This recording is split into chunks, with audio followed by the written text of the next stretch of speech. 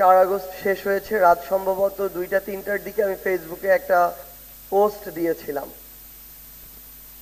পোস্টটা ছিল যে আমাদের এই যে শ্রদ্ধার যে সশস্ত্র বাহিনী, ওই মুহূর্তে আমাদের মনে হচ্ছিল যে খুনি শেখ হাসিনা তো শুধু ক্ষমতায় টিকে থাকার জন্য বাংলাদেশ পুলিশ নামক একটা প্রতিষ্ঠানকে অপব্যবহার করতে করতে এই একটা প্রতিষ্ঠানের যে ন্যূনতম একটা আত্মসম্মান ছিল সেটাকে ধূলিসাৎ করে দিয়েছে। এখন এই জায়গায় একটা পার্থক্য গড়ে দিতে পারে বাংলাদেশ সেনাবাহিনী। 5ই অগস্টে যদি বাংলাদেশ সেনাবাহিনী চায় আরো 20,000 মানুষকে খুন করে এই অভ্যুত্থানকে রহিত করতে পারে, আবার সেনাবাহিনী যদি চায় একটা গুলি না চালিয়ে জনগণের মতো কাজ করতে দিবে এবং জনগণ খুনি হাসিনাকে উৎখাত করবে। তো বাংলাদেশ সেনাবাহিনী সেদিন ওই একটা যে প্রতিষ্ঠান, ইনস্টিটিউশন যে বাংলাদেশ সেনাবাহিনী, সেটার আত্মমর্যাদাকে ধরে রাখার যে সর্বশেষ যে চেষ্টা, গার্ডস নিয়ে সেই চেষ্টাটি করেছিল বলেই সেদিন সেনাবাহিনীর ওই রাইফেল থেকে গুলি চলেনি। বাংলাদেশের জনগণ ঐক্যবদ্ধভাবে খুনি হাসিনাকে উৎখাত করেছে। খুনি হাসিনা দেশ ছেড়ে পালিয়েছে। তো আজকে যখন আমরা এই একটি প্রোগ্রামে আসার পূর্বে আমরা ভাবছিলাম যে আমরা আমাদের সেই যোদ্ধাদের সাথে আবারও আজকে একত্রিত হতে যাচ্ছি, যেই যোদ্ধারা শুধু বাংলাদেশের ভোটার নয়, বরং যাদের সেই ট্রেনিংটি রয়েছে, যখন প্রয়োজন হবে তারা রাজপথে আমাদের সাথে কাঁধে কাঁধ মিলিয়ে সামনের সারিতে থেকে লড়াই করবে। আবার যখন প্রয়োজন হবে তখন দেশের সার্বভৌমত্বের দিকে যদি কোনো শকুন নজর দেয়, সেই শকুনদের চোখ উপড়ে ফেলবে।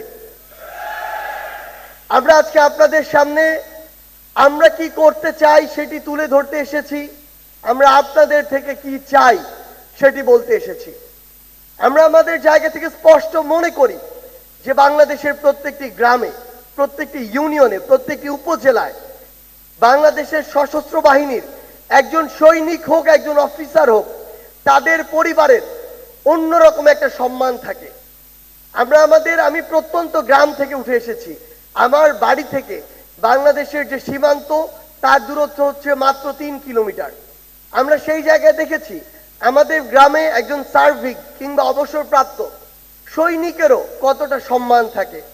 আমরা আমাদের জায়গা থেকে মনে করি আপনারা এই সশস্ত্র বাহিনীর বিভিন্ন জায়গায় যে দায়িত্ব পালন করেছেন, আপনাদের ভিতরে যে ন্যায় নিষ্ঠা, যে দেশপ্রেম, যে ডিগনিটি, যে শৃঙ্খলা, এগুলো এখন সময় এসেছে ঘরে বসে না থেকে বাংলাদেশের প্রত্যেকটি গ্রামে গ্রামে ছড়িয়ে দিতে হবে।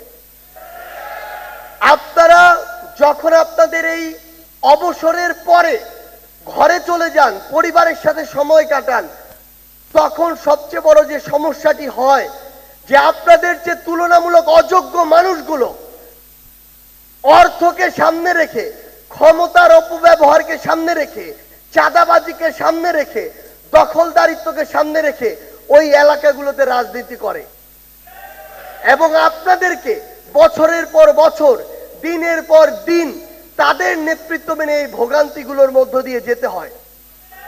কিন্তু এখন সময় এসেছে, আর ঘরে বসে থাকার আর সময় নাই।